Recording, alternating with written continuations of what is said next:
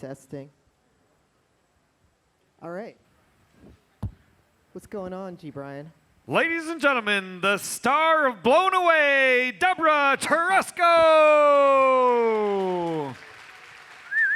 Thank you. Many thanks for coming out tonight and your support. So I'll be doing a live demo, right? Can anybody hear me? This thing, can't hear myself. Well, we're going to be making a car part. So here's some illustrations of mufflers. And we're going to be doing a hybrid of this thing. So I really like these forms. They resonate with me. We've been working on a couple car parts the past couple of days. For you are some hubcaps. That'll be silvered, mirrorized from 1960s cars. So we're continuing on with the, well, we could have done a carburetor. The carburetor? Okay, this is more gears. fun. This is more fun. This is it. This is how it happens, the creative process. It used to happen on the set. 1 a.m., wake up. Oop, making a carburetor. Boom, carburetor. So that did happen in the partner challenge. Ooh, the partner challenge. Yes, which episode well, was that? It that was like episode 7. 7? Patrick Primiu That's him. and I partnered up because Janusz did not want either one of us. Well, I don't know if that's true. Janusz had, he knew that you and, Alex had a working relationship before, and that's, I believe, what he Right, said. we saw each other in a shoe store. Yeah, that's what I heard. No, we knew each other, Yeah, but we didn't work together. okay. Anyway, he wanted to take our decided advantage away. How did that work for him? He lost. Oh. Who won that one? I won that one. Yeah, Well, that's me great. and Patrick did. That was fun. Yes, so we had decided on what we wanted to make. We had a conversation. It lasted a couple hours. We got our challenge, which was duality. Oh, wow, that's a stretch, being two people, male and female here. So we had the theme of duality, and we had it all set. Well, the phone rings at like 7:58 a.m. Have to be picked up by the handlers and van at like 8:02. And Patrick's like, we can't do this. We got to do something else. He didn't feel like we could sculpt it at the level we needed to, and it wasn't glassy enough. It was going to just be too tortured, basically, looking. So we like reconfigured in 15 minutes. They were calling for us. We were like, we're coming. Oh, load the elevator slow. So we reconfigured our idea, and we had science and religion, and we won that one. Fantastic. All right. So that's the creative process for you. You never know when lightning's gonna strike, so to speak, or exhaust is gonna exhaust. Well, I've got great news. We believe in you, and we believe in these mufflers. So Thank you, team. Yeah, Hashtag Team Deb. Thank you. Hashtag Team Deb. That's This right. is my team. This is my team that brought me to victory. Thank you so much, guys. I really appreciate Catherine it. Ayers, George so Kennard.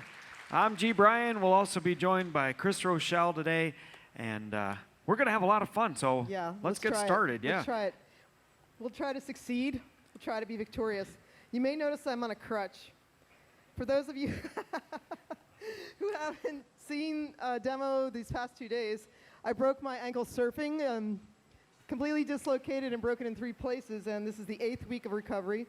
And I feel really good to be here today and to get the love of the audience, and it's helping my healing process, I think. It really does fuel me, and I'm happy you're here tonight. Please enjoy the demonstration. Fantastic. Thank you, Deborah.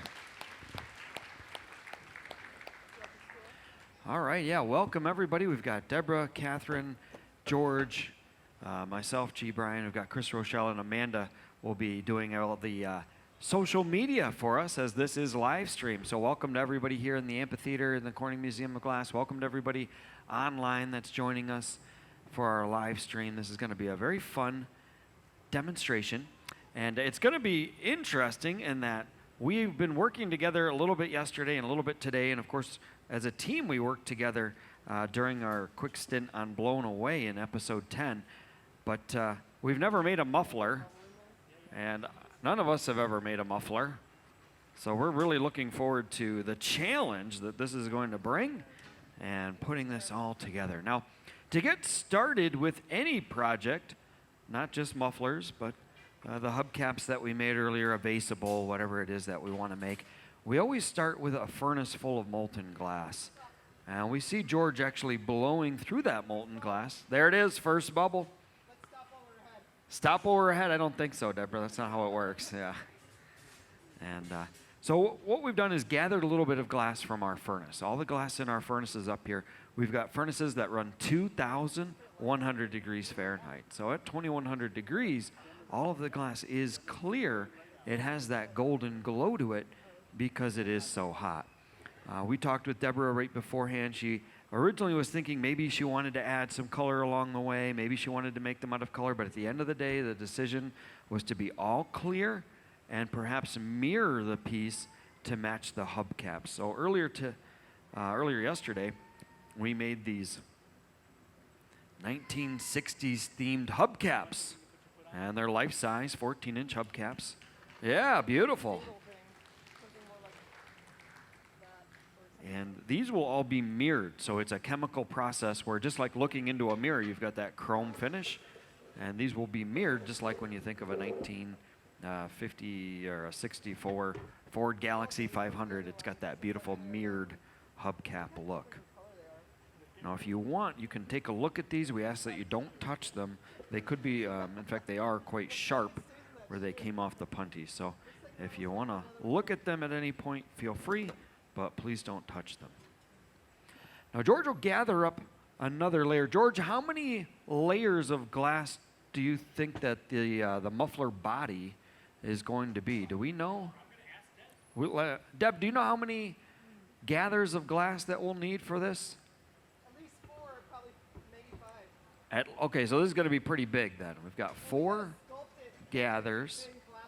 Yeah, we can't have it too thin. She says if it's too thin, the glass can collapse in on itself, and that'll be no good. So we need a little bit of thickness to this, and the way we build up thickness and size is through layers, through gathering glass. She's using a cherry wood block right now, sculpting and shaping the glass, centering it up. We see a little bit of spark and smoke as that cherry wood block burns away. She dips it in the water, though. That cherry wood block that she has, that one's well over a couple of years old now. So they can last, they do last a long time if they're treated right. So she dips it in the water to prolong the life of it. Now again, she'll have to let this cool down, and then she'll gather more glass from the furnace right on top of this. She's holding it down a little bit. Every action has a reaction. So we'll see the glass makers, we'll see Deborah, we'll see George holding the glass down to elongate it and stretch it. She might hold it up in the air to squat the form. Every action has a reaction. Amanda, how's the online world? I know we just started. Pretty good. You know, we've got How many folks are tuned in already? Already 130 tuned. Facebook. And that's just Facebook. So we have 300 folks tuned in live already. Plus, I bet you there's another 200 here in the audience. So there's 500. Deborah, there's 500 folks watching your demo right now. How fantastic. We've already got a question. Excellent. What's our question? 2 of my daughters would like to ask, why is there a funny sound when you stop blowing in the tube? 2. Oh, yeah, okay. So the question is from 2 young viewers. They want to know why there's a funny noise when you blow into the tube. When you blow into the blowpipe, you cap the pressure in there, and a lot of times it sounds just like, well, I'll do it with the microphone on. This will be a lot of fun for everybody. You blow into the pipe, and you hear that noise right there. That's just your breath. You're blowing through the pipe, and then you need to cap the pressure in there, so you need to kind of give it a little extra, and it goes. That's what it sounds like right there. One more time, or is that enough? One more? Okay. And it pops right out. Beautiful. That's an awesome question. I don't know if we've ever had that one. We've gotten thousands of questions just this year alone. All right. Is there any questions? Are there any questions from the crowd? Maybe I can answer a question as we're gathering up. We have a question right here. I'm going to come out there because it's quite noisy back here with all the fans and the furnaces and the compressed air and the torches. We can see George taking that next gather. Yeah, where was the show Blown Away filmed? A lot of times people assume that it was filmed right here in Corning, New York, right here at the museum, but that's not the case. The show was filmed. I don't know if we're allowed to say this, but I'll say it anyway. It was filmed in Hamilton, Ontario. Hamilton, Ontario. And it was filmed in a like a film set, a warehouse. You'll never find it because it's in the back alley of a back alley warehouse. And so they converted this warehouse into a glass-blowing studio. So it's a large warehouse. It's the size of this amphitheater. So it was a very big warehouse. And they outfitted it with 10 of these glory holes, these furnaces up here with the big round opening. Those are called glory holes. It had 2 melting furnaces. So the furnaces that hold the clear glass in them, it had 2 of those. We see Debra at the bench. She's at the gaffer's station. She's rolling her blowpipe back and forth on the workbench. So we had 10 workbenches, 10 sets of tools, 10 glory holes, 2 melting furnaces, and then when we're done with a piece, you'll see us put the piece into an annealer. I believe there were 8 annealers. So there were a lot of annealers as well. And then there was some other neat things like tools that you need, little kilns and whatnot, torches and things like that. But the show was filmed in Hamilton, Ontario. Was I allowed to say that? I said it about 10 times now. Okay, good. Yeah. What inspired Debra to make car parts? What inspired her to make car parts? I know that she told me she had I believe it was a 1969 Bonneville when she was younger. And is it a love for cars that made you want to make some car parts while you were here? You've got the hubcaps, now the muffler. The question from online is, what inspired you to work with car parts out of glass? Ooh. Cars are narcissistic. They're expressions of oneself, and mirrorizing them so you can look at them. In addition to that, I wanted to have a mechanical counterpart to my meat chandelier. So I started off with the hubcaps. And this is going to be the yin and the yang of chandeliers. So this is going to be based in cars. It's also a personal narrative that I'm bringing to the table about me working in glass and the genderizing of object and occupation. So that's the theme in my meat chandelier, and that's the theme in my hubcap and car part chandelier. All right. Did that answer the question? I think so. Okay. Excellent. Thanks. I like it. So you've got I like that the hubcaps. Now the hubcaps are going to be a chandelier. And when somebody asked you earlier today, how many of the hubcaps do you want to be in the chandelier? You said 50. I was thinking like, oh, you've got the 4, and maybe we'll make, another 2 or 3, and you'll have a few of them. Yeah, and then you're like, No way. 50 of them. We were all like, 50 of them. Awesome. So you're going to be busy. No, it's going to be hypnotic. You're going to look at it, and you're going to go in a hypnotic state, entranced by it, and then you're going to be able to feel its meaning. But you'll be in awe when you look at this thing. Fantastic. I'm just ripping off the narcissistic theme. The narcissistic theme. Somebody say a kinder, gentler word, and I'll rip off that. Oh, there was another question. Somebody else had a question from the crowd. Oh, she's way over there. Oh, she's up there. Okay, tell you what I'll do. There's 2 of them. Couple of questions. And it looks like, is George going to be gathering one more? Oh, he just did. I missed it. George just took another large gather of glass. Now, I'm sure a few of you are wondering, how heavy is the glass right now? And the glass, it's quite heavy. Obviously, the more you gather, the heavier it gets. And we like to just say it's probably about the size, if you could imagine how much a rock weighs that's that big. A rock that's about 12 inches. It'd be a big, heavy rock. And so that's about how much it weighs. We have a question from an anxious visitor. What is your question? How do annealers work? How do annealers work? I love that question. The annealers are kilns. The annealers are kilns. So the annealers are just under 1,000 degrees Fahrenheit, and it's an electric kiln. So we heat these electric kilns on the side of our shop here, and we heat them with, it's really easy these days. We just put a computer-controlled system in there. So you say, I want this kiln to be at 905 degrees, and it heats it up to 905 degrees. And then you say you want it to cool down slowly. And the computer says, how slow do you want it to cool down? You say, well, I want it to cool down 50 degrees an hour. And so you can just program that right in there, and the annealer just cools down very slowly according to whatever computer program that you've written into it.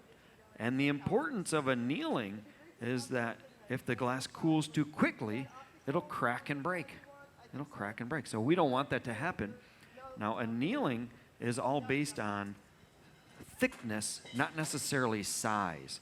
So you could make something that's, the size of a beach ball and very thin, and it could anneal very quickly, compared to if you made something the size of a like an orange that was solid, that is very thick. It's going to take much longer to cool that down, even though it's very small. Like think of a giant beach ball having fun at the beach, and a little orange that you bring as a snack. That orange, if it's thick and solid, it's going to need to cool down much slower than that great big giant beach ball. Yeah. Hope I see them with the tape measure. I'm going to check in with them real quick and see what kind of size that they're talking about.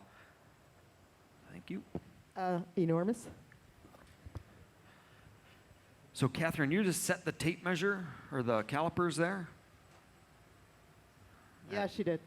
At 18 inches? Ooh, Yeah, that's our approximation. Okay, so I'm 18 going to do an inches. artist's interpretation, so nothing is literal. Nothing is literal. I mean, I'm just going to channel the spirits of the muffler. I've got one that fell off my truck recently. You want me to go outside and grab it? Yes, please. You It's got still answers. right in the back. Yeah, I want it. All right. Yeah, you could hear me coming back into the parking lot. Hub, hub, hub, hub, hub, hub. Okay, so we've got 18 inches in length. So, George, you're going to need to gather one more time. All right. Are you all right to gather, George? Okay. We've got a variety of different sized blocks. We've got a big bubble in the middle. Now, can we play that animation, that video? I don't know if we've played that yet.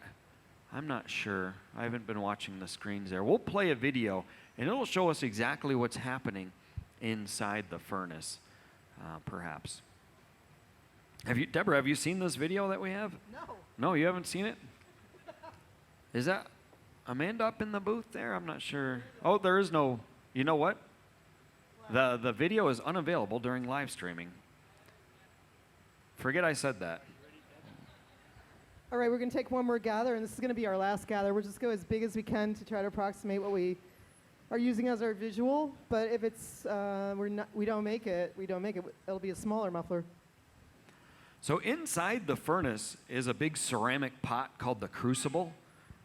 And what George has just done is he's gathered that glass like you'd gather honey from a honey jar. And if you could imagine taking the honey dipper or a chopstick, something like that, and putting it into the pot of molten honey. This is pretty much what we've just done here. Of course, this is a much larger and a much hotter scale, but we've just gathered the glass like you'd gather honey out of a honey jar. And boy, that does not look light at all. Yeah, it looks heavy. Good thing we've got the team here, Team Debra, hashtag Team Debra, to sculpt and shape it. Now, she's using folded newspaper. At this point, she's switched from the wooden block to the folded newspaper. And Debra told us that, well, she's from New York City, so she told us that normally she likes to use the New York Times. But since she's come to Corning, she's become a big fan of the local paper, the Corning Leader. She said she's going to take Is that the one I was on the cover of today? You were on the cover. Well, why wouldn't I like it? Yeah. She's I'm on moving the to cover. Corning. We're not going to fold that one up and burn it. We'll keep that one for autographs and everything like that. I didn't see it yet. I didn't see it. Did anybody see her on the... Look, everybody's raising their hand in the crowd. Everybody saw her on the paper. Yep. Yeah, blow. Okay, so now we see Catherine blowing through the blowpipe. The bubble is inflating. George is helping turn the pipe. And Chris is using a couple of wooden boards to help protect her from the heat. There's a lot of radiant heat that comes off of a piece like that. And so he'll use those wooden boards to block her from the heat. You also saw and maybe heard the hiss of the compressed air. So he's just using that compressed air to help keep the smoke out of your face. Obviously, you're burning paper, you're burning wood. There's going to be a lot of smoke. Looks like Catherine Ayers has a brand new paper they're getting ready to use. I just want to be prepared. You want to be, it's good to be prepared. What happens, as you can imagine, when you're using a newspaper to sculpt and shape 2100 degree glass, they burn away, they get a little thin.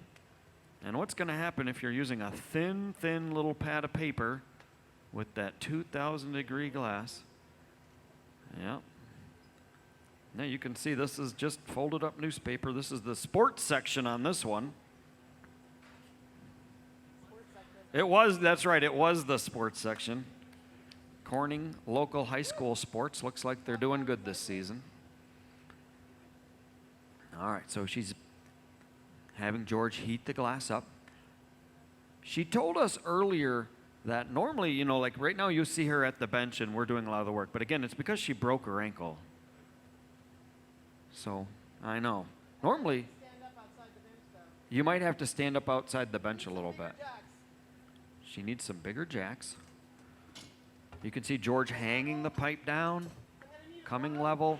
And we're all working with the gaffer. So she's the one calling the shots, setting the tempo.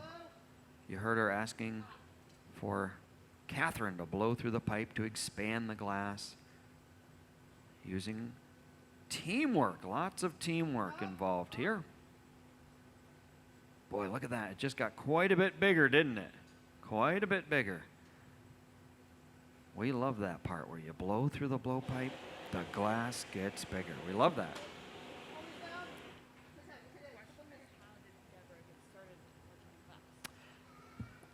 We've got another online question. How did Deborah get started working with glass? She told us that she started working with glass in New York City because she lost her job.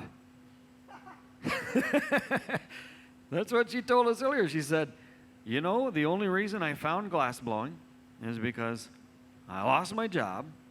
And then she had a lot of spare time. She found a studio, and she started to really like and identify with this glass. What's going on in the glass studio? What is this thing? The furnaces are roaring. There's the roar of the furnace. There's the heat that comes off of it. It's an intense process. And she said that she had a lot of free time to study glass blowing and study with and work with glass blowers. And the more she was around it, the more she loved it. And of course, like anything, the more you love something, the more time you want to spend around it. And she just developed a really deep passion and love for the material.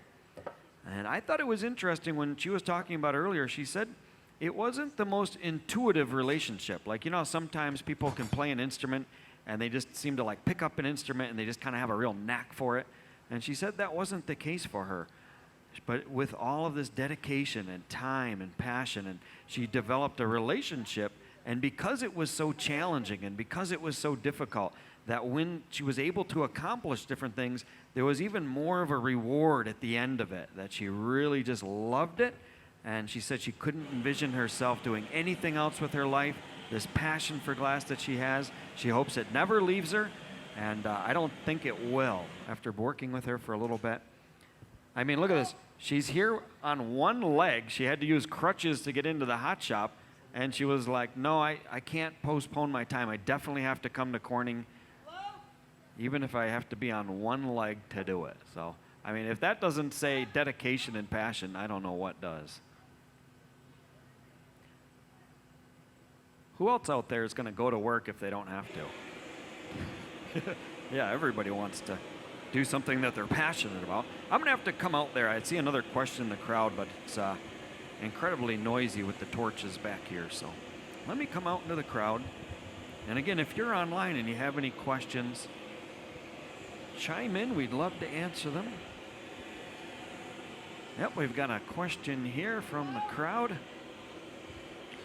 This looks to me like the art of the glass, and I'm just wondering what's the ingredients, how they make it. You say there's glass in the oven, and I'm just what ingredients do they put in? How do they make it? The main ingredient in glass is sand. We're using silica sand, soda ash, and limestone. So the glass that we're melting, we call it soda lime glass. In fact, soda lime glass is the most common type of glass in the world. These windows that you're looking through, beer bottles, wine glasses, wine bottles, jars, a pickle jar, that's soda lime glass. Now, to add color to the glass, we're working in entirely clear. It'll have a little bit of a tint to it, a kind of a golden yellow orangish tint to it. But again, that's the radiant heat. All of the color that we're using, like yesterday we used a little bit of blue, we used some red, we used some black. Color comes from the periodic table. Basic elements give us those basic colors. And the example I always like to use is cobalt blue, because everybody likes cobalt blue. Everybody's heard of cobalt blue. Well, if we remember from, I don't know, maybe 10th grade chemistry class when we studied the periodic table, we might remember cobalt. Cobalt oxide gives us that rich dark blue, and we know it as cobalt blue. A lot of the elements for the name is right in it. So you think of maybe a copper blue, a light blue, cadmium red, selenium yellow, titanium white. Some of the colors are very expensive. They're ones made with gold. You might use gold ruby, that nice cranberry pink. Green is made with iron oxide. That's more or less rust. So silica sand, soda ash, and limestone comprise the main ingredients in glass, and then the different elements make the different colors. Yep. Now we see them elongating the glass, right? They were hanging it down, stretching it out, inflating it. We use the calipers time and time again. She has a rough blueprint, but she really wants to make the piece just like her specifications, like her ideas. So what are the differences and challenges between making art kind of in a corporate setting, like on a TV show, versus freelance work or just for fun, or rather to pay the bills?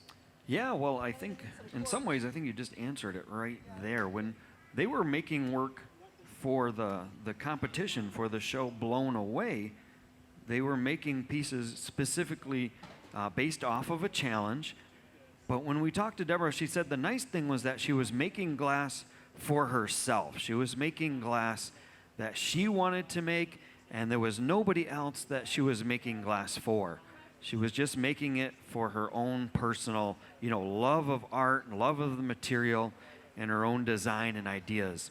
When we're making glass in the studio, you can imagine having a studio like this running with the furnaces running 2100 degrees, the main melting tank. In our furnace here, our case, this furnace has been running since January of 2015. So it's been running pretty much 4 years nonstop. It costs a lot of money at the end of the day. When you think about paying the bills, paying your assistants, buying color, maintaining a studio. And so, of course, to pay the bills, you have to make a lot of work. You have to sell that work. And a lot of times you'll make production work. So you'll make a line of tumblers, vases, bowls. And Deborah's case, we were just making all these vases with the eggs on them. Remember in the one episode where she made all the eggs? So we made some eggs. She's been actually selling these glass eggs. One of my favorite pieces that she made, that taco, the taco Yeah, you're getting a nice round of applause for the taco holder. The fancy Venetian taco holder. So in some ways we might think of that even as being a production item, something that you can repeat and make several of and then sell those to folks like yourselves who of course are going to run out to our glass market after this demo and buy some of her work. But yeah, when she was on the show, she said she really enjoyed making the work because it was really just for herself.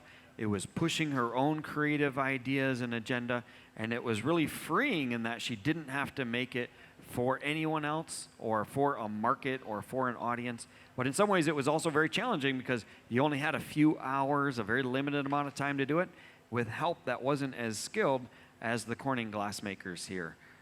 Everybody on this stage has a minimum of, I believe, 17 years of experience.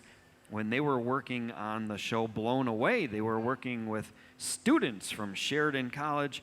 The students had 1 and 2 semesters of glassmaking experience. So you can imagine a night and day as far as that would go.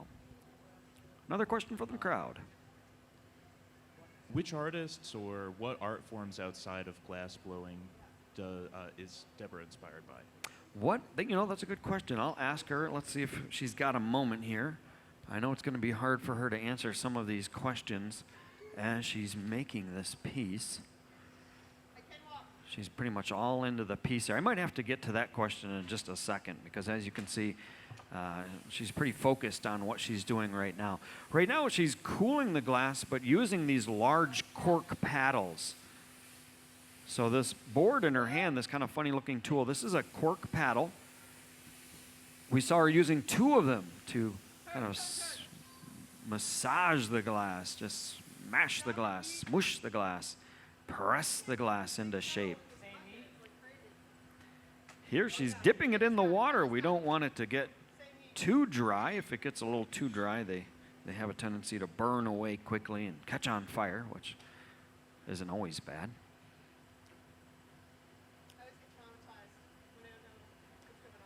Looks like they're heating the bottom. So at this point now, the muffler, it's got that rounded shape, but the bottom will be fairly flat. So Chris is heating just the part that they want to shape.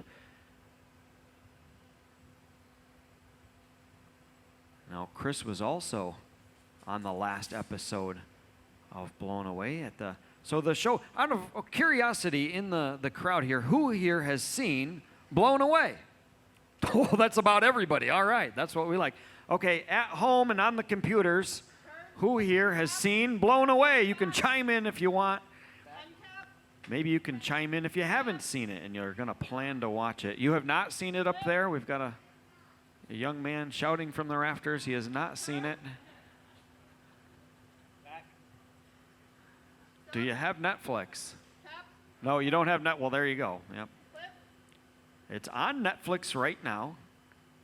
So I know a lot of folks tuning in online probably have seen it or have not. But the show Blown Away, it was a 10-episode series where it was kind of like a competition show. So they had 10 contestants starting out. And then every episode was a challenge, and there would be a guest judge. There was 2 main judges, Catherine and Nick, and then they would have a guest judge, and the guest judge, would present the challenge, and then the 10 contestants would do the challenge, and then, of course, whoever won the challenge would celebrate and cheer, and then whoever lost the challenge, whoever's piece did not blow the judges away, they had to pack up their tools and go home. And they would always, all the contestants remaining would always give the losing contestant a hug at the end. That was their consultation prize. They'd get a hug from all the other people who did not lose. And then, of course, at the end, there was only 2 folks standing. There was, of course, Debra, and then there was another gentleman. I've just got to watch this. Here we go. This must be part of that tailpipe section. They're talking about, is it going to fit there? So they're looking at the 2 pieces and how they're going to join together. They're talking about the 2 pieces, and they'll need to fit them together. They'll need to fuse them together. There you go. When we join glass together, we call it fusing. Fusing the glass together. If it were metal like this real tailpipe here, this real muffler, we would weld it. We would weld it together. If it were glue, you might. If it were paper, you'd glue it together. But in this case, this is heavy. I haven't lifted this up yet. I knew it was going to be heavy, but then when I lifted it up, I said, oh, yeah, that's heavy. It looks heavy? Do you want to give it a whirl? No, my ankle, yeah.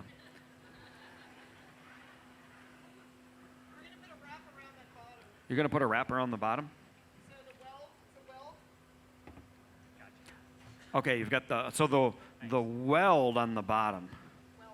The weld. I think you could do it. You are made of flesh and titanium now, so you should have no trouble with this. Yeah. Yeah. Flesh and titanium. Yeah. Deborah was involved in a heroic accident right after the airing on Netflix, and she's walking around, limping around with a pin. She's got a titanium pin running in her from her ankle up into her leg right now. Do you have the x-rays? Yeah, take a break, yeah. It kind of looks like a muffler. It kind of looks like, is this the before or after x-ray? That's the one I'm curious. This is the after x-ray? Yep. So it was a heroic, she was actually in the process of saving the world when it happened. And she managed to still save the world. That was a good part. But it was believe it or not, it was a surfing accident. She said, I need to get out and enjoy the summer, and so I'm going to take up surfing. And as she tells it, there was a pod of angry dolphins. This is what she told me. There was a pod of angry dolphins that found her out at sea and then chased her back to shore. And she was on the surfboard, and when she hit the shore, she fell off the board and landed on her ankle, and that was that. So I'm sure there is some truth in that. Yeah. They were out there. There you go. They were out there. Okay, here comes. Yep. It looks like here comes the weld, the wrap. Is this? Okay, it looks like it's going to be big enough. Are you ready right now? We're good. Okay, they're communicating. You'll hear a lot of communicating going on in the hot shop. So this is the wrap. Now, if you've never seen a wrap go on before, you'll like this a lot. Watch the way that they apply this. They'll touch it down, pull it back more or less to the diameter that they want it to be, and then they just wrap it and stretch it. Look at the way it welds itself on there. Look at that. Beautiful. It just got heavier for Chris.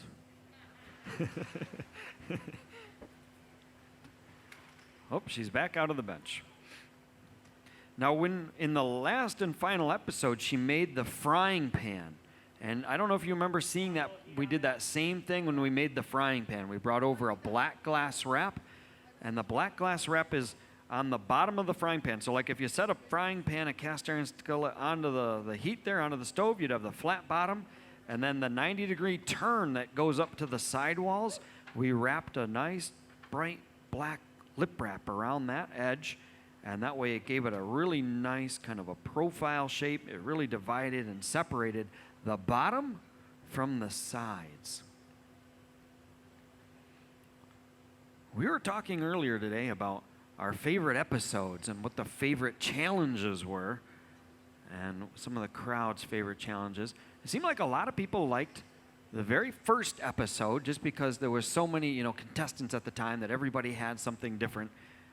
But unfortunately, when the episodes are only maybe 23, 24 minutes long, you can't really dive into and delve into each individual piece. Folks, oh, look at the flames and fire there. Yep, the crowd up top is excited about that. Yep. They're getting smoked out up there. We've got one person in particular that likes that. Yep, cheering up there, cheering from the top for the fire.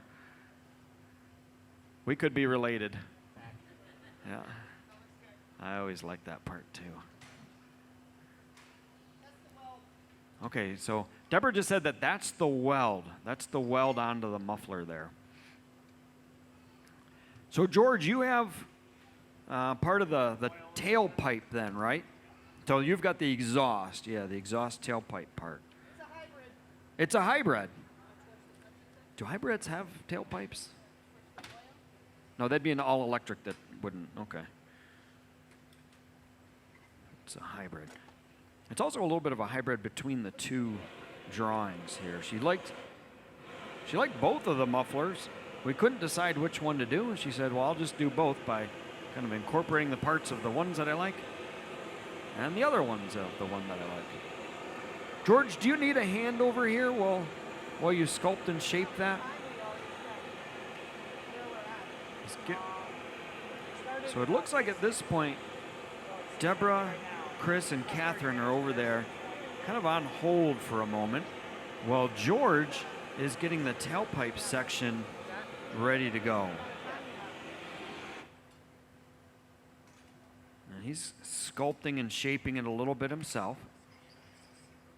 He's going to go and check in with Deborah. So, of course, this is Deborah's piece. And you can see, though, she's giving George a lot of control in making this part. And that's very typical of a glass artist and the glass community. When we make these pieces and we make these projects, when we make one piece, as an artist, we might say, okay, well, my piece here, in this case, the muffler, is made up of many parts and components. So I'll go ahead and I'll entrust one of my assistants here, George, to make one of the components while I'm working on the other. And this is very traditional, very typical of a glass community. And that's why a lot of times you'll hear somebody say, oh, they're the glass community or my glass family, because we really do trust each other and work with each other to make parts and components, to make pieces come true. As a glass maker, we would never want to work on our own.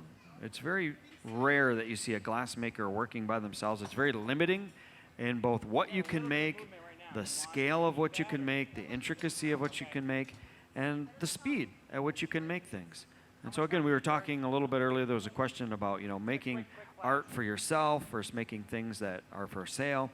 If you're making things all by yourself, you're going to be very slow at it because you have to do each and every part. If you're working with a team, all of a sudden now you can work a lot quicker, a lot more efficiently, and a lot more effective.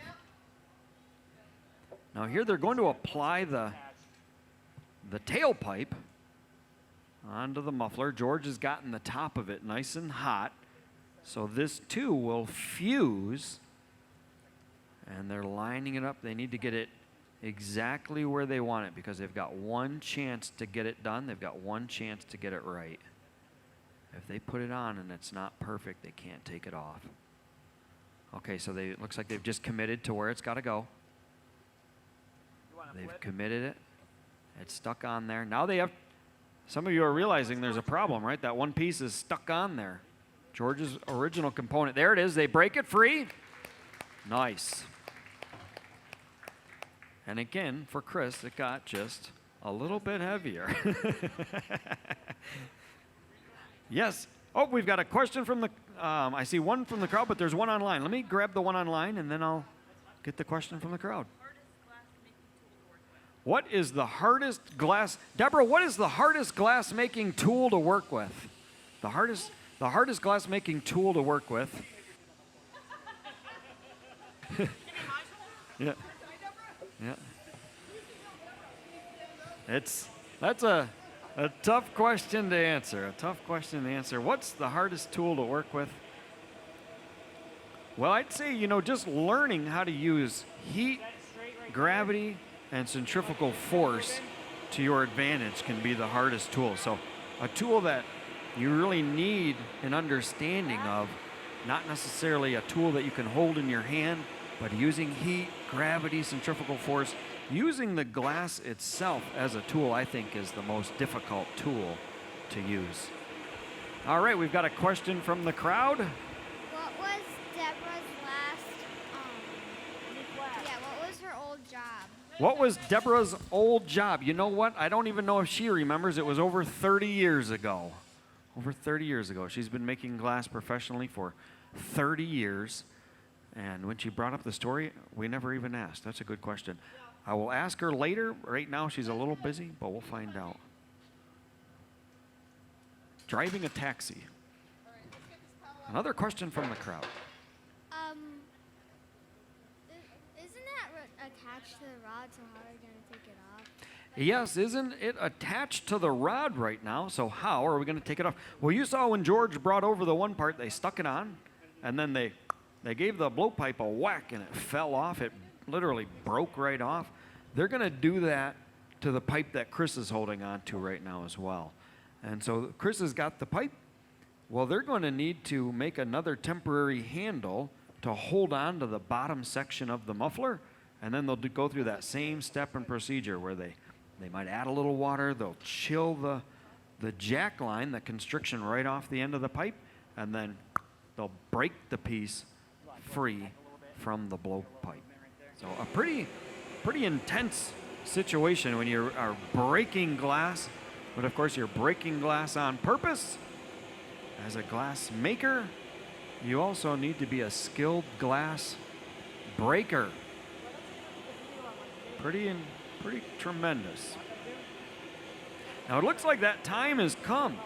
I'm going to go inside and find if they need any help at all, because this is a pretty intense part of the piece here.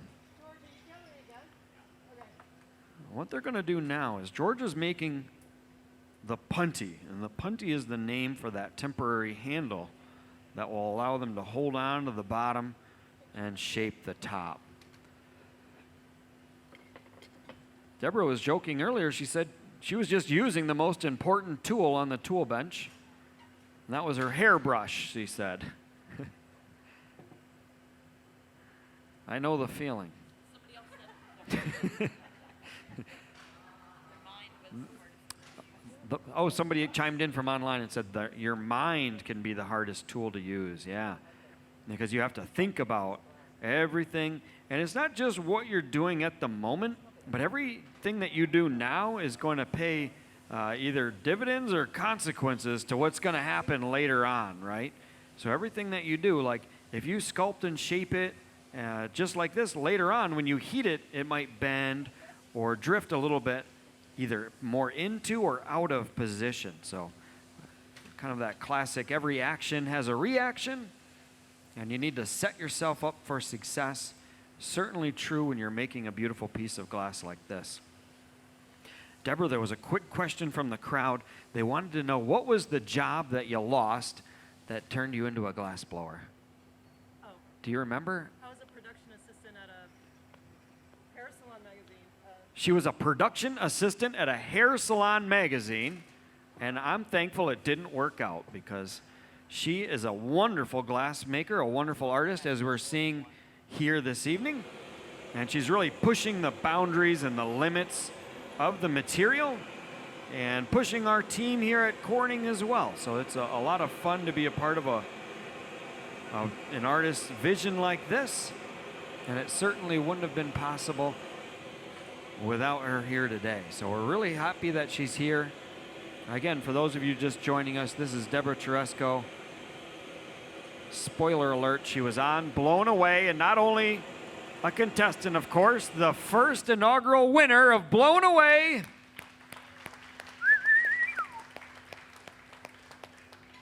Excellent, excellent. Yep. She beat out all the other contestants. Part of her prize package was getting to come here for an artist residency. So she'll be back for 2 weeks, one in October. Now, you said you'll be here at the end of October and at the end of September. Was that correct? The end of October and the end of September. Pardon? Going into October. Oh, going into October. Off the top of my head, but something like that. Yeah. So it's October 1 through 6 and October 14 through 18. She'll be doing her residency here, which was part of her $60,000 prize package as the winner of Blown Away. Look at the smile on her face when I said that. Oh, yeah. Yep. Okay, so here comes that timing and temperature. Now, it was you right there in the lime-colored shirt. You're the one that asked about breaking it free from the muffler now. So it's going to happen right now. They're going to transfer the piece. They're going to break it free. And this is a very precarious moment, of course. Side to side, George, or straight down? You can hear Chris and George talking about how they want to apply it. Okay, so they're doing it, they said side to side. They're going to push it on there.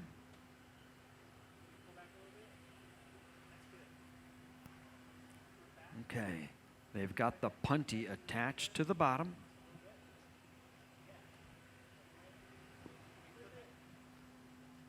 You can hear them. A lot of communication going on right now.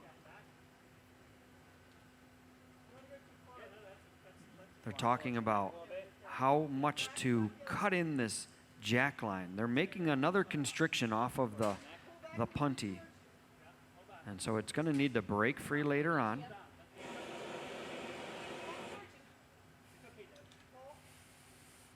She's using the air to cool it down. That'll make it more stable for George.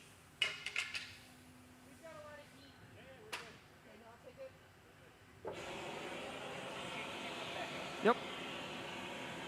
George, I'll just grab it and lift it right up there for you. You're going to bring it down? Okay.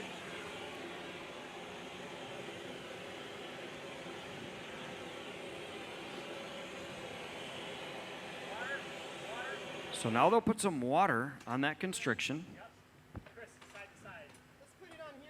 And they'll break it free. So the water will help thermally shock the glass so that it breaks just where they want it to. Remember I said that they're going to have to break the glass. It's ready. Okay. There we go. They get it right on there.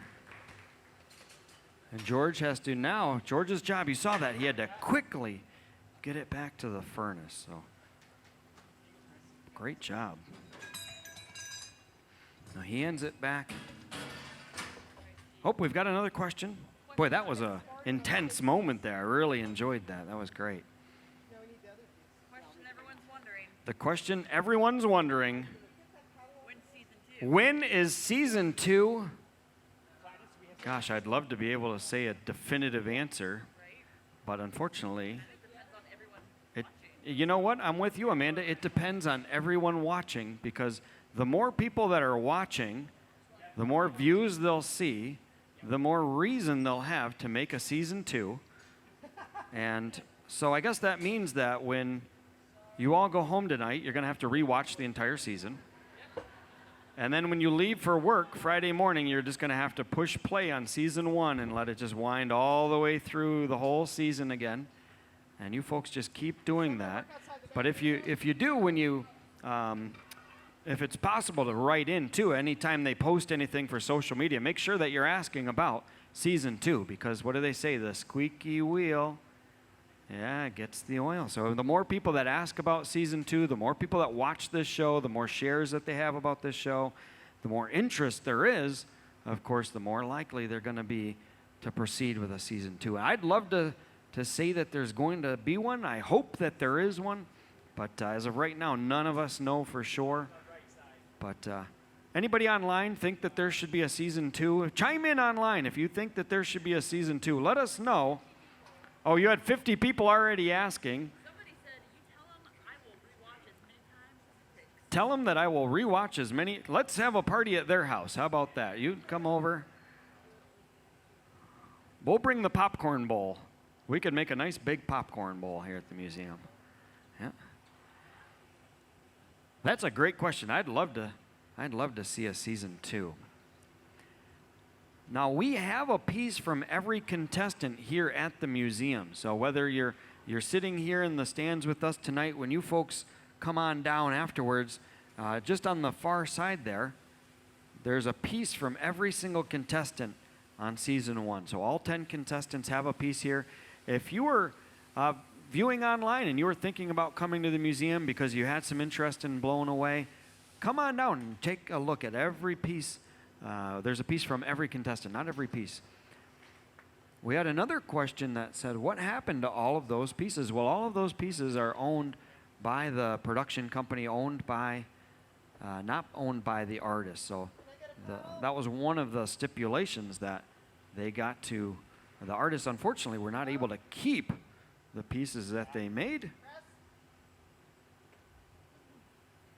So I'm not sure what they've got planned for those pieces, but some of them, I've got a few favorites, and I'm sure a lot of you do as well, a couple of favorites.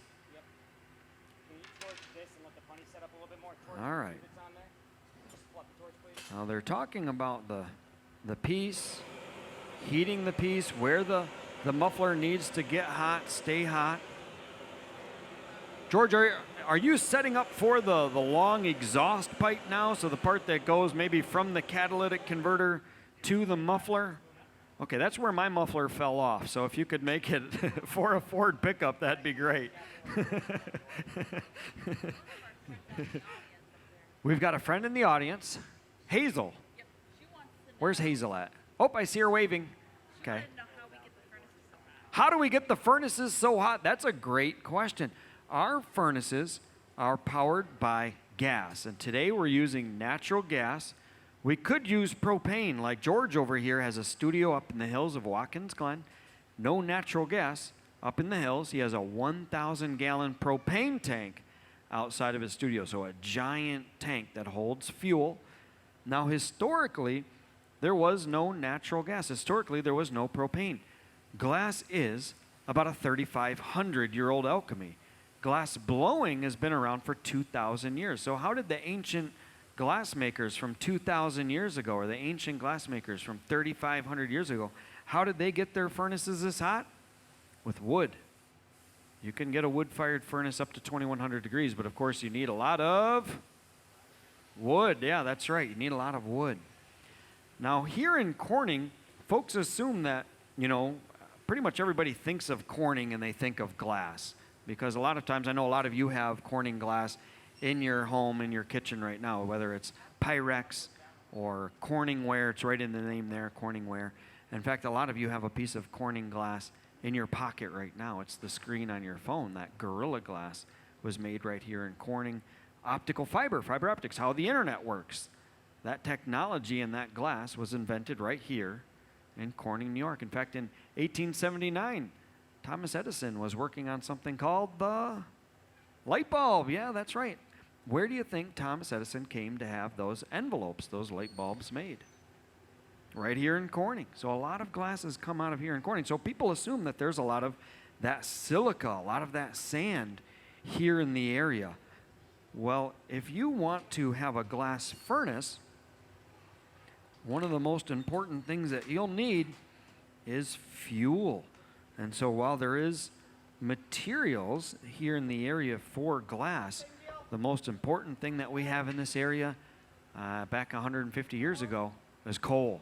All the Pennsylvania coal was coming up right here into Corning, getting loaded onto canal barges, being taken through the now defunct Chemung Canal up to the Erie Canal. And remember, the Erie Canal was the super highway of the time. So Corning became a glass center because of coal. So rather than moving coal to a glass furnace, you move the glass furnace to the coal. It makes a lot more sense. It's a lot cheaper, right? Anytime you can cut down on expenses, that's always good, whether it was 150 years ago in 1868 when the Brooklyn Flint Glass Company relocated here to Corning, or of course even today, right now. Chris, how you doing with doors? Obviously this piece has gotten a lot bigger. It's okay, so we have 3. We're opening 3 of our 6 doors right now to get this piece in and out. And George is going to need a little help over here. What do you need to? Yeah, a little bit of air, sure. So George is making that exhaust pipe now. And for this exhaust pipe, I'm going to help blow through the blowpipe to expand it. Here we go.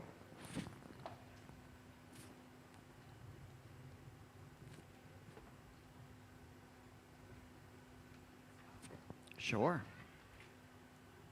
So we just add a little bit of air to the pipe, making the walls thinner, adding a little more volume.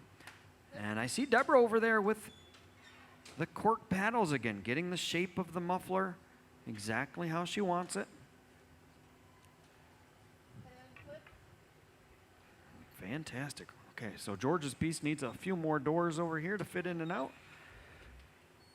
You want just the two, George, or you need a third one? Two for now? Okay. Now, I just heard Deborah ask for the wrap. So just like we put that, I believe, just like we put the wrap, that weld around the one half, we're going to repeat that process. We're going to put another weld around the what's now our top part. Like, blow a little more? Sure. Yeah, I'll help out. Okay, so I'll help with give George some air, and then I'll help with the doors over there, and then I'll narrate and I'll answer some questions. Excellent. Deborah, how did you do this with one student from Sheridan College? I'm sure that the students were, talented and great, but how do you win a competition with one student helping you out? Blow? Yep. The contestants were working with students from Sheridan College. That's in Toronto. Again, the show was filmed up in Hamilton, Ontario, and it was really a great experience for the glassmakers here. So we knew the show was going on. We had caught wind of it. Of course, the museum was integral in helping with the show, but the glassmakers here, we didn't know all the details. But we were asked by the final judge and our boss, Eric Meek, if we wanted to participate. And of course, we all jumped at the opportunity. How awesome would that be to be part of this glass blowing show, Blown Away? And so there were 3 glassmakers for each of the finalists. So Team Deb was, of course, Deborah Czeresko. We've got George Kennard, Catherine Ayers, and myself, G. Bryan. And then the other team was 3 more glassmakers from here in Corning. We've got Chris Rochelle, who's on the pipe right now, Helen Tegler, whose birthday it is today, and Tom Ryder. Blow a little bit more, yep.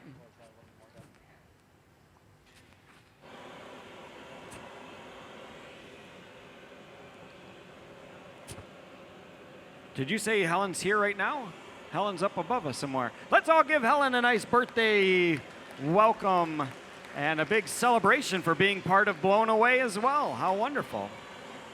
Yep. Helen, you've got a big fan over there. Yep. Yep. Close the one medium door. You've got it. I just heard a loud explosion from the bucket as I walked by. Can you fit in there to flash? Okay, there we go. Let me see what the furnace is at, too. I can turn it up a little bit, possibly. Now, this wrap, she said, needs to be a little bit bigger. Yeah, it's going to be... The furnace is set at over 2,100 degrees Fahrenheit, so that should be okay. Turn the gas up a little bit? Sure. Yep, we'll just add a little bit more fuel. Let's see, that's,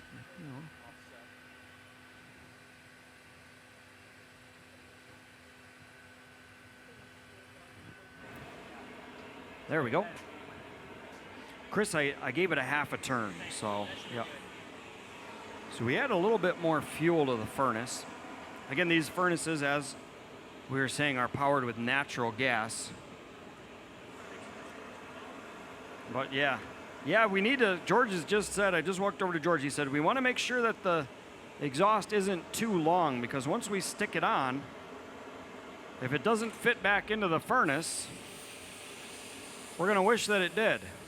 All right, because the whole time we're making a piece, it has to maintain temperature. It has to maintain a temperature of about 1,000 degrees. And if it cools too quickly at any point, it will go through thermal shock and it will crack and break. So the whole piece, while we're making it, has to be able to fit back into the furnace. If it doesn't, we might be able to get away for it just a second while we get it hot and bend it. There we go. Now we just broke that little bit free. George, I'm going to put this clear glass into the bucket over here. This clear glass that we have is recyclable. So we'll recycle that little knockoff there that we just broke free. So you're going to need a little bit of a board. Okay. Deborah, is the exhaust going to go, it's going to go right onto that? Okay. Well, I'll take a caliper measurement of it. And there's some calipers. Slightly oval. The opening, she said, is slightly oval, so that's good. And we'll put that right on. Okay, so George, the opening, ooh, this is going to be fun to watch Catherine put that next wrap on. So the opening has got a slight ovalness to it. This is the thinner side, so if you just flatten it, so that's the thin part, and then the other part's a little bit bigger. Okay. I just heard Deborah say it's too chaotic at the bench. Never, yeah. Where are they? They're around. All right. It's an Easter egg hunt for your tools. That's exciting. Okay, so we'll open this up. Switch. Get a lot better heat. Yeah, go to the hole. Go to the hole. Switch. Oh, well, do what you want. Okay, so Yeah, beat the yolk if you want. looks like they're getting ready to put that wrap on. And as they're getting the wrap going, remember earlier we were talking about teamwork? And so George is getting that exhaust pipe ready. It looks like he'll use the calipers. He said he'll open it just a little bit wider. I'm going to switch.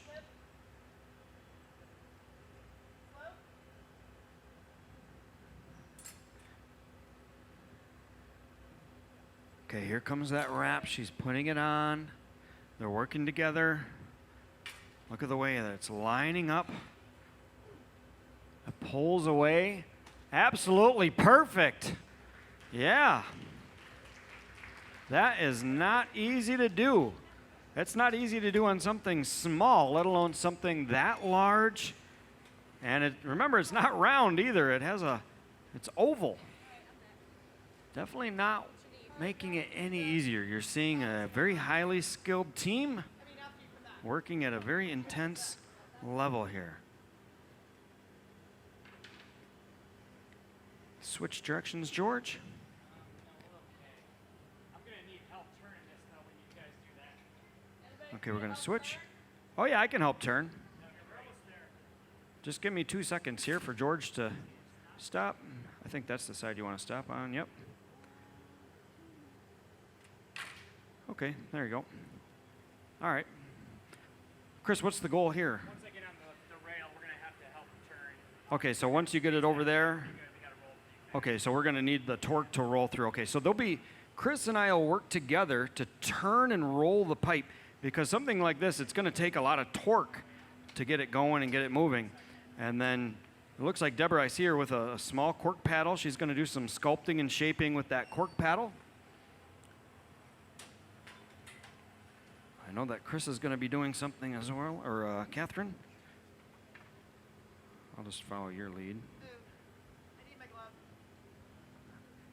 There you go. It's a little hot. It's only like 100 pounds of glass. Yeah, how many pounds of glass do you suppose this is? Okay, let's switch. Yep. Now she's using the cork paddle and the wooden board to smooth out that weld and that wrap. Okay, here comes the little price check on the, let's flip. Deb, you want to torch that little pipe on the back? Fluffy torch. How you doing? All right? You're good? Okay. Yep.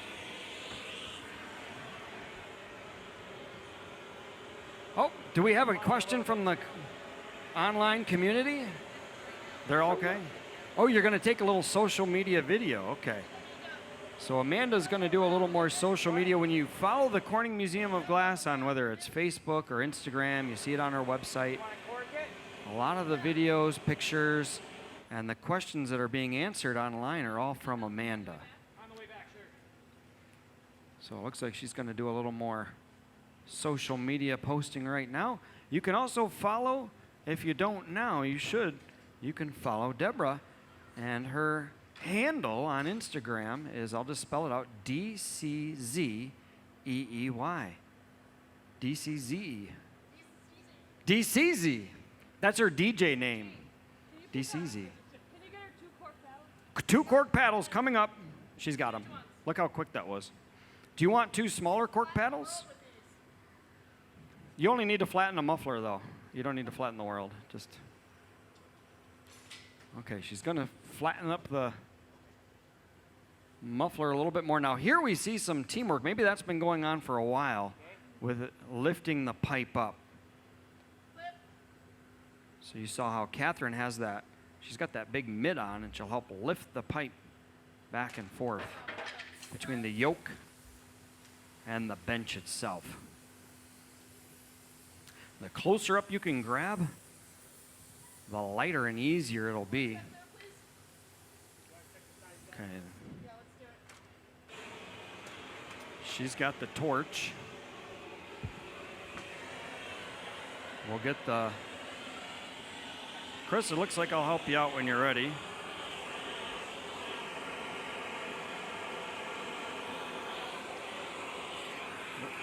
Okay, so here we go. We'll just lift that up.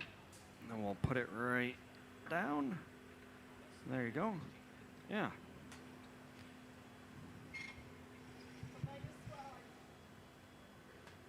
Deborah's leg is swelling. Debra, you're going to need to take it really easy after this. Yeah. A spacation. You know where you can do that? Right here in Corning. The Finger Lakes. Come up, visit, see the wineries, help do some heavy lifting glass. Now you're talking. Yep. Yeah, let's talk that. You want to talk spacation here in Corning? Yeah, that's great. We've got over 200 wineries that you can come and visit. We've got a lot of breweries, dozens of breweries. We have distilleries now. If that's not your cup of tea, we have tea houses in Ithaca. We have a chocolate trail. You can literally get a map and follow the map from chocolate place to chocolate place. And if chocolate's not quite your thing, or maybe you know what a nice accompaniment for chocolate and for wine is cheese. And you can get on the local cheese trail. Of course, the wonderful Finger Lakes, a beautiful area to visit in the fall, especially. I always recommend the fall. So we're going to get ready to put this into the annealer, huh? I think we'll torch it. Okay. So we're talking about the next step, adding. So no more flash after this? I guess we're going in and using a torch. Oh, yeah, we'll be good. I don't know what's happening. We're just going to feel this out. Okay, she's going to feel it out. We're going to put on that When you join it, or do you want exhaust pipe. I think that's easier for you, isn't it? to straighten down? Yeah. We're going to like this, because it's like legs on a figure. Here we go. Hey, G, come over here. Right flip. Yep. Side to side. Yep. Flip. Oh, yeah, that's perfect shot right there. That was perfect. She sticks it on there. Now pull back. Okay, you hear Debra directing the team. Flip, flip. Can you torch this little guy? Fluffy torch, please. They're talking about torching. Now we're going to break it off. They're going to break it free now. Here's the moment of truth. Okay, that breaks free. What do you want to do? You want to give it a Let it flash set up a or? little bit. Oh yeah, let it set up. Then we'll go in for a flash. Okay, so Chris says that we should let it set up for a little bit. Where that joint is, that connection, it's very, very hot. Can we roll it back towards Catherine a little bit? Yeah. There's a bucket of water in Deborah's way. I'll move that. All right. You need a paddle? Here. That's a small one. Let's use a bigger one. Below the jacks. Here we go.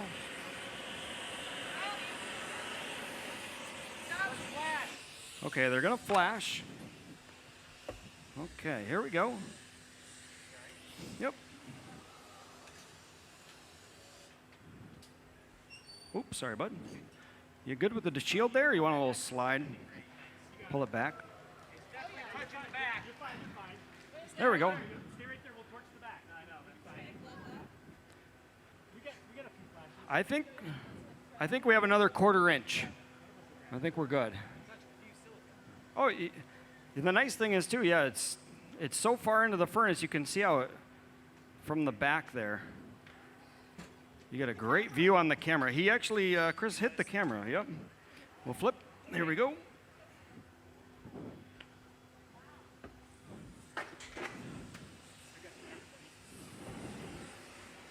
All right, you can see the couple of people turning this. Catherine on the torches, keeping the back warm.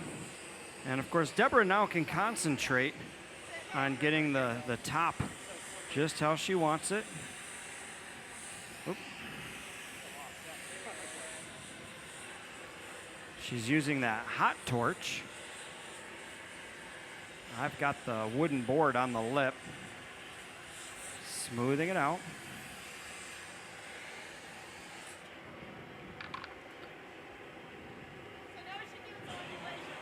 Now, she said, now the undulation.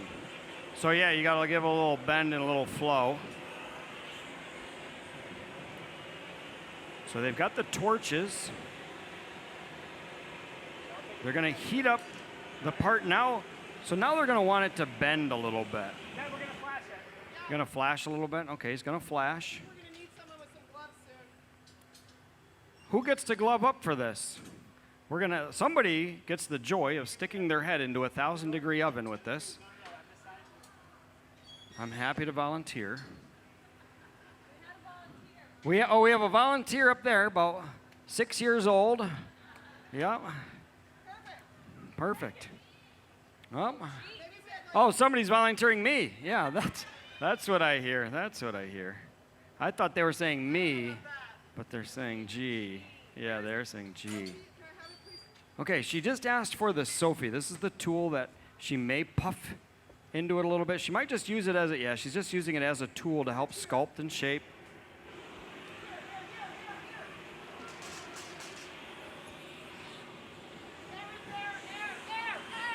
She's asking for some air.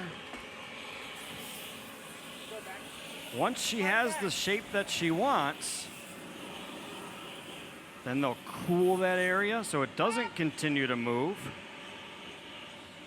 They'll heat again an area that they want to move and start to bend it. So now you can see how it's starting to get that undulation that she was looking for. Do you want a little lift up there? George will lift that up, set it on there.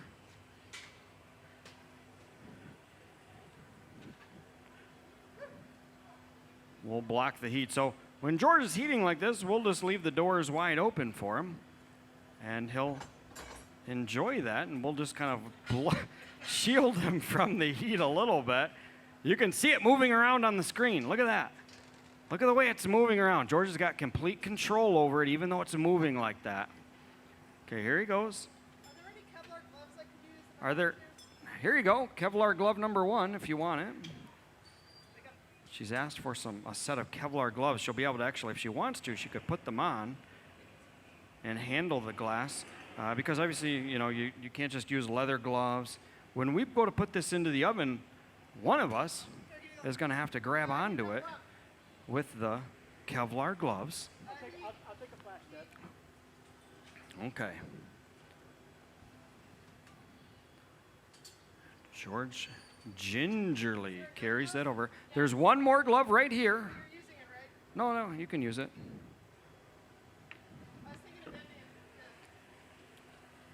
So you're going to bend it with the mitts on. So she'll put those mitts on. Okay, George is coming out. Look at it go. Oh, yeah. So now she's got these mitts. See how she can sculpt it and shape it a little bit with these mitts? You don't see this every day in the hot shop. This is one of the things, when we watched Blown Away, we loved watching Deb work. She had some really out-of-the-box ideas. The one that really comes to my mind is, I think it was maybe it was the 6th episode, the one with the flowers. And she said, I think almost a quote is, she's like, well, I don't really relate to flowers, but I do relate to the potatoes that are flowering in my refrigerator. So that's what she made. And I just thought that was so cool, so out of the box, and so, nobody saw that coming. And I think that was just one of the things that we were all just so drawn to when we watched the show and watched Deb through all the different episodes, is that the way she approached glass. Oh, I'm putting it away? Yeah, I got this stuff for you to put it away. No. She says, am I putting it away? It would take you about 30 minutes to hobble with no cane over there. You'd want to be very careful. We'll have Eric do it. What side? That's a good question. I think we're going to go over there. Yep, that far side. Hey, Catherine, the back. We've been getting great camera angles I hit the barrier. Let the all back day. tube that's on there. We've had Kayla up in the booth operating the cameras from the eye in the sky perspective. We've got Eric Vargo on the floor operating the camera. Again, Deborah Czeresko here from New York City, living in Manhattan, working in Brooklyn, assisted by Team Deb, Catherine Ayers, George Kenner, G. Bryan. We've got Chris Rochelle on the floor as well. It doesn't matter if you want to put the mic on or not. I'll just put this helmet on with the mic. I think I can't really see through this helmet. This one's going to be interesting. Which, Catherine, do you know what annealer we're going into? Is it the top one or the bottom? The top one? Okay. So is this the last heat? Okay, you're brushing your hair for the end bit. That's good. She's doing it for the fans. That was, I thought, really awesome. Deborah said that she's really been enjoying meeting everybody throughout from this Blown Away experience. People have been recognizing her on the street, coming up to her, literally just shouting out her name as she walks down the street. So after this demo here, Deborah, of course, love to meet you. So come on down to meet Deborah. Get your photo taken with her. Post it on Instagram. Follow her on Instagram. DCZEEY. Okay, here's the moment of truth here. We've got to break this free. Just going to flip it over. She's spraying the connection with a little bit of water. Big Jack. Yep. Pick it up. I've got it. We're going to carry this over. And then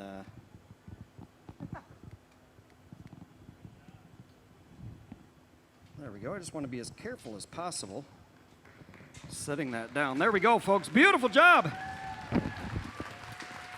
Deborah Czeresko, everybody. The first ever winner of Blown Away. Let's hear it for Deborah Czeresko.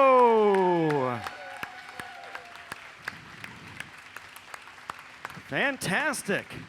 A fantastic piece by a fantastic artist. Deborah, do you want to say a few last words to the crowd as we tune this off? This one right here, maybe? Okay. Here you go. A few. Hi, everybody. Hope you enjoyed that. That was a very difficult piece to make. Required a lot of skill, and it was really heavy, so it required a lot of strength and finesse. And thank you, thank you, #Team Deb, for. Yeah. I really appreciate it. Without you guys, there would be no final installation, or it wouldn't have been installed. So I really appreciate your help on the show and tonight. Anyway, if you wanted to come down and say hi and ask any questions, we could ask. If you want me to ask questions now, I could answer them, or individually. Yeah, we'll come on down after the demo. Okay. No problem. All right, again, thanks so much, everybody. We really appreciate you coming out to the museum. Have a great night. On behalf of Deborah Czeresko and the Corning Museum of Glass, take care.